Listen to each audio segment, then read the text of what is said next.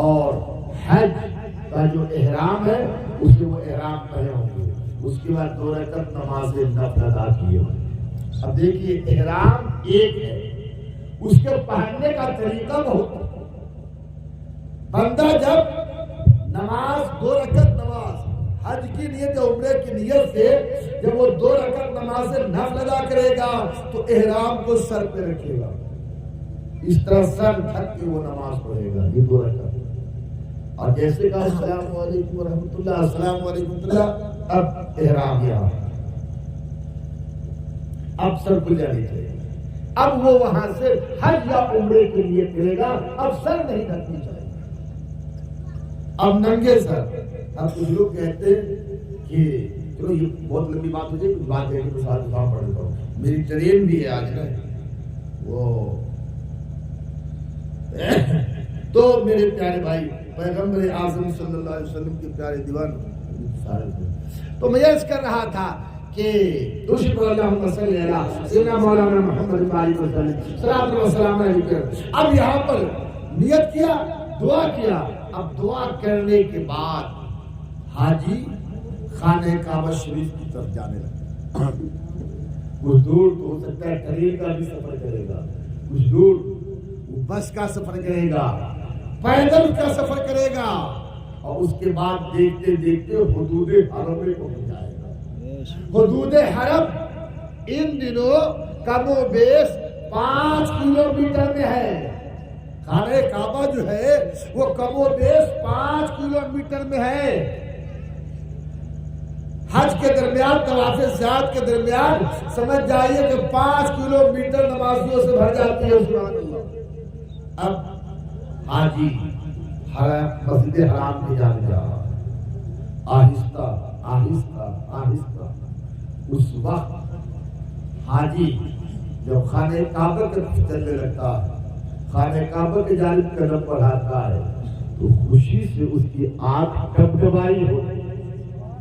بندہ سوچتا ہے کہ میں کتنا بڑا گنہگار ہوں، بدکار ہوں، خطاکار ہوں، سیاکار ریاکار مجرم ہوں، جھوٹ غیبت چغلی چوری حسد تلفی ہم نے کیا، اللہ کی نافرمانی میں کیا، کتنی نمازیں قضا کر دی، کتنے روزے چھوڑ دیے، پھر بھی اللہ کا احسان ہے کہ ہم جیسے گنہگار کو اپنے گھر کا مہمان بنا رہا ہے، اپنے گھر کا دیدار کر رہا ہے۔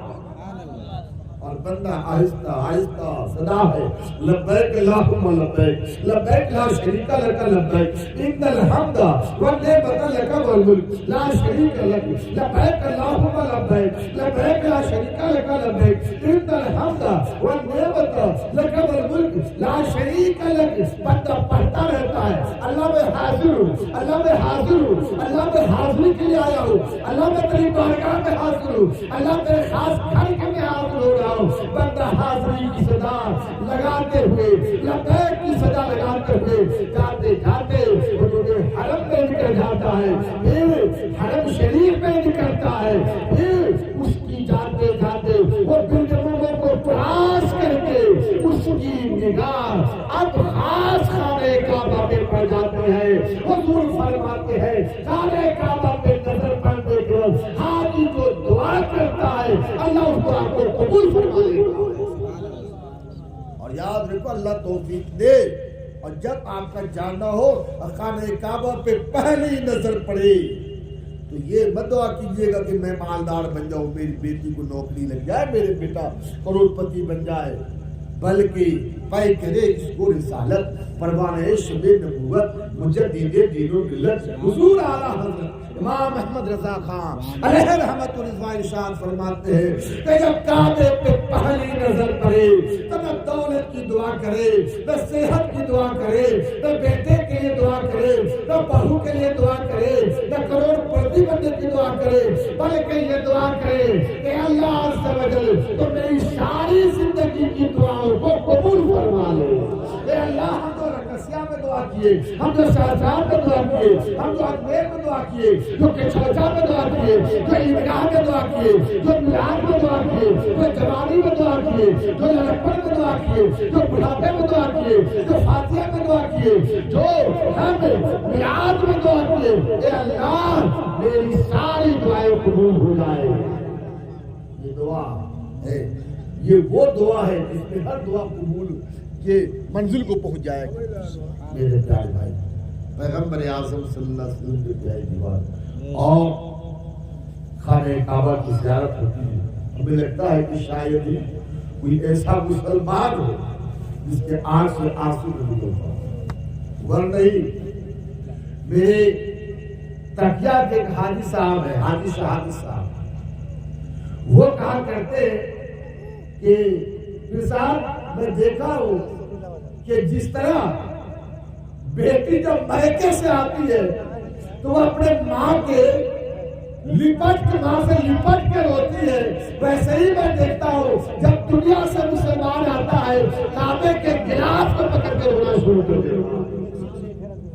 خیر اب تو غلاف کعبہ اور دیوار کعبہ کو ٹچ کرنا کرونا کے بعد مشکل ہو گیا. خیر غلاف کعبہ تو ہم لوگ بھی ٹچ نہیں کر پائے، لیکن دیوار کعبہ، حتیم کعبہ، مقام ابراہیم کو تو ہم لوگ ٹچ کیے. میرے پیارے بھائی اب تو سنتے سر کرونا کے بعد سے کوئی ٹچ وغیرہ کرنے ہونے نہیں دیتا ہے. خیر میرے پیارے بھائی اب وہاں سے حج کا کام شروع ہوتا ہے. وہ رکن اسود جو ہے، حجر اسود جو ہے، وہاں سے آدمی استلام کرتا ہے. اب استلام کے بعد وہ خانہ کعبہ کا طواف کرتا ہے. 1 چکر 2 چکر 7 چکر لگاتا ہے. میرے پیارے بھائی وہ چکر بھی گجب کا چکر ہے. جس چکر میں میرے پیارے بھائی بندے کے دائیں جانب کعبہ ہوتا ہے. چکر کے وقت تو دائیں جانب کعبہ ہونی چاہیے نا، لیکن خانہ کعبہ کا طواف بھی بندہ کرتا ہے تو اس کے بائیں جانب کعبہ، دائیں جانب ضرور دیوار. میرے پیارے بھائی اس سے گھبرانی نہیں چاہیے. جب بندہ طواف کرتا ہے تو اس کے بائیں میں خانہ کعبہ ہوتا ہے. وجہ یہ ہے کہ بائیں کی جانب دل ہے، دل کعبے کے قریب ہوتا ہے. اسی طرح جب بندہ ریاض الجنہ میں مسجد نبی جو ریاض الجنہ ہے، جس ریاض الجنہ کے تعلق سے حضور فرماتے ہیں کہ جو اس میں 2 رکعت نماز نفل ادا کرے گا اللہ تعالیٰ اس کو جنت کا حقدار بنا دے گا. جب بندہ ریاض الجنہ میں نماز نفل کے لیے حاضر ہوتا ہے تو اس کے بائیں اس کے دائیں جانب در و دیوار ہے اور بائیں جانب سرکار کا مزار پرانوار ہے. بائیں جانب مزار پرانوار ہے. یہ 2 ایسی جگہ ہے جو حج کی خاص جگہ ہے. لیکن اس کے بائیں میں خانہ کعبہ، بائیں میں گنبد خضرا. وجہ یہ ہے کہ بائیں میں دل ہے، کعبہ بھی دل کے قریب، گنبد خضرا بھی دل کے قریب ہے. سبحان اللہ.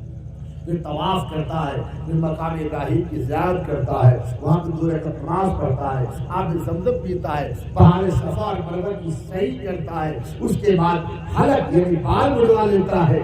وہ عمرہ کر لیا اور وہ ایک طرح کا حاجی بن گیا. اللہ تعالیٰ نے آپ کو سبھی حضرات کو ان باتوں پہ عمل کرنے کی توفیق عطا فرمائے. حج کے تعلق سے بیان کروں تو بہت دیر تک بیان کر سکتا ہوں. بہت سارے مہمان آئے ہوں گے اور وہ جانے والے بھی ہوں گے. لہٰذا جو لوگ بائک سے جائیں گے، سائیکل سے جائیں گے، وہ لوگوں کو دقت بھی ہوگی. لہٰذا آپ بھی ارادہ کر لو کہ اللہ تعالیٰ ہمیں حج کی توفیق عطا فرمائے، گنبد خضرا کی توفیق عطا فرمائے. اللہ تعالیٰ اس گھر میں نماز پڑھوائے جس گھر کے اندر 1 نماز پڑھتا ہے اللہ 1 لاکھ نماز پڑھنے کے لیے کیا عطا فرماتا ہے. اللہ اس گھر میں نماز پڑھوائے جس مسجد نبی کے تعلق سے حضور فرماتے کہ بندہ 1 رکعت نماز پڑھتا ہے اللہ 50,000 رکعت پڑھنے کا ثواب عطا فرماتا ہے. لہٰذا جن لوگوں کے پاس پیسہ ہے وہ بلٹ سے آئیے، کیا بولتے ہیں جو بلٹ ہے نا آفتاب، اس سے پہلے ویزا بنوائیے. میرا 2 مرتبہ ویزا یہ بنایا ہے.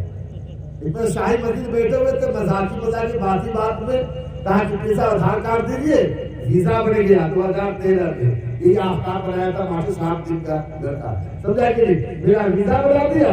اللہ کا فضل ہوا کہ 2014 میں حج کی حاضری مل گئی، سمجھا کہ ہو گئی. اور پھر ابھی وہ 9 میں، یہ 2012 میں الحمدللہ ثم الحمدللہ میں اپنے وہ ویزا کا رینیول کروایا اور رینیول بھی رکھ دیا اور آپ ہی نے کروایا ہے. لہٰذا یہ جس کا ویزا بناتا ہے اللہ تعالیٰ اسے بار بار حج کی توفیق عطا فرما دیتا ہے. لہٰذا آپ لوگ ویزا بنواؤ اور اللہ پیسہ دیے حج کرو، ورنہ جس کے پاس 2 لاکھ روپیہ ہے عمرہ کر کے آؤ. پہلے حج عمرہ کر لو، تب بہن کی شادی کرے گا، تب بیٹی کی شادی کرے گا. شادی ہوتی رہے گی، پہلے تو حج کر لو. اس وقت آقا علیہ السلام دنیا کے اندر تشریف لائے تھے. ربیع الشریف کی 12ویں تاریخ تھی، صبح کا دن تھا، صبح شادی کا وقت تھا. سرکار صلی اللہ علیہ وسلم کی آمد ہوئی. سرکار صلی اللہ علیہ وسلم کی آمد کی خوشی میں کائنات کا پڑھ رہا تھا یا نبی السلام علیکم یا رسول السلام علیکم. سب لوگ کھڑے ہو جائیے اور بلند آواز سے درود السلام